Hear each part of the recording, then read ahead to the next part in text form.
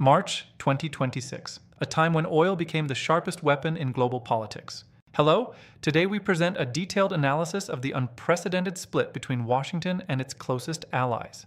We are talking about the U.S. decision to ease sanctions on Russian oil, a move that shocked Europe and pleased the Kremlin.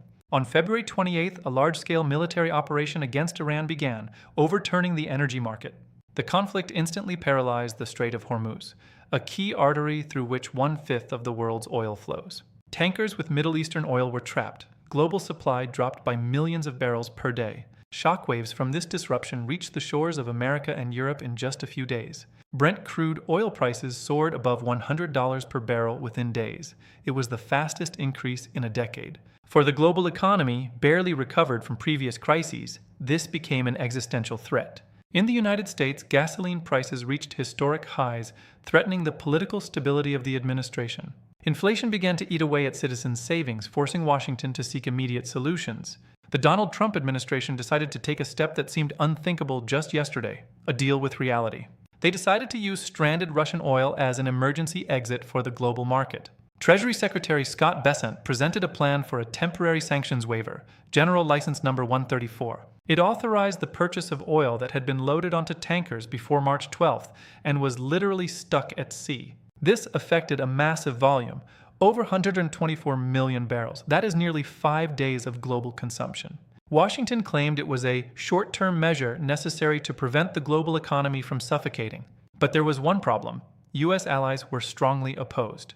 On March 11th, a secret G7 leaders' call took place. 6 of the 7 leaders voted to maintain maximum pressure on Moscow, but Washington simply ignored them. Germany only learned of the U.S. decision on Friday morning through public channels. This was perceived as a slap in the face. Friedrich Merz, while in Norway for NATO exercises, did not mince words in his address to the press. Easing sanctions now, for whatever reason it may be, would be wrong, the chancellor stated. He emphasized that he would like to know the true motives of the U.S. administration hidden behind this sudden concession. The prime ministers of Norway and Canada sided with Berlin. Jonas Gahr Støre stated that pressure on Russia must not be lifted. Mark Carney from Canada added that Ottawa would not follow Washington's example and would keep all restrictions in place. The most controversial part was authorizing insurance and repairs for Russian shadow fleet vessels. For 30 days, ships that previously bypassed the law gained the right to legal services in Western ports. This allowed dozens of vessels accumulated near India and Singapore to finally offload their cargo. Berlin fears that this precedent will destroy the entire system of control over Russian energy exports. Ukrainian President Volodymyr Zelensky from Paris called this decision a betrayal of the principles of the fight against aggression. According to him, Russia will direct $10 billion in profit toward the production of new missiles and kamikaze drones. Kyiv is convinced that every easing of sanctions prolongs the war and increases the number of civilian casualties. Weakening pressure on Moscow in exchange for price stabilization is a deal that Kyiv considers immoral. In the Kremlin, however, satisfaction was barely concealed. Dmitry Peskov called Washington's actions pragmatic. He emphasized that while the waiver is temporary, the interests of the two countries have situationally aligned. Peskov stated that stabilizing the global energy market is impossible without significant volumes of Russian oil. For the Kremlin, this served as confirmation that the West is not ready for a prolonged energy war. The biggest winners of this decision were refineries in India and China. Record volumes headed east. More than 60 million barrels of oil, which were previously in question, are now being legally refined. Asian giants took advantage of the moment to fill their storage facilities at a significant discount. This created a new balance in the market, which Friedrich Merz considers extremely dangerous for the future of sanctions policy.